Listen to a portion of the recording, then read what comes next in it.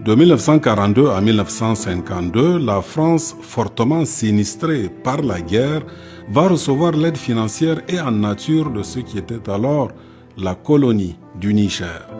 Un épisode fort à propos de l'histoire de nos relations avec l'ancienne puissance coloniale, considérée dans le contexte politique actuel, qui avait alors dit que le Niger était un peuple de mendiants.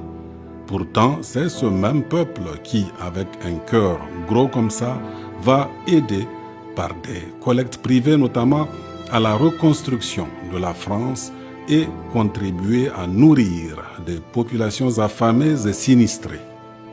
Au-delà de la période coloniale, de sinistre mémoire, cette page d'histoire nous éclaire à son tour sur le long et riche passé du peuple nigérien. Un passé que nous devons tous nous approprier, apprendre à connaître, passé fait non seulement de bravoure mais aussi de générosité.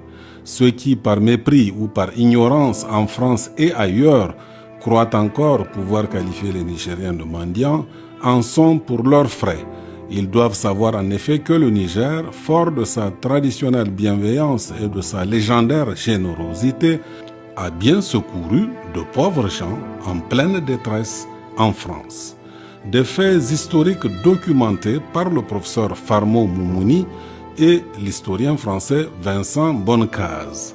Dans ses mémoires en 6 tomes, Souvenirs d'un enfant de la colonisation, Léopold Kaziendé évoque aussi ces pages de l'histoire de la colonie du Niger. La ville la plus emblématique citée est Rosières-en-Santerre, bénéficiaire d'un parrainage officiel de la colonie du Niger.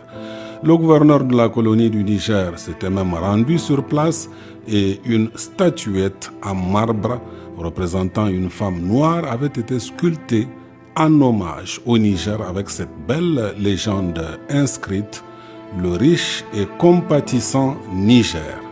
L'aide reçue du Niger était en effet composée de contributions financières en espèces et d'envois en nature, miel, farine de mil et maïs, fromage, lait, haricots, tissage pour se protéger du grand froid, etc.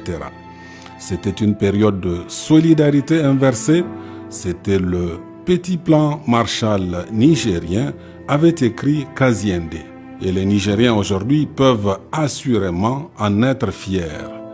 Et comme le rapporte le professeur Farmo, la petite ville française de Rosières-en-Santerre n'est pas ingrate et il faut lui rendre justice. Elle se mobilisera à son tour pour soutenir le Niger lors de la famine de 1973.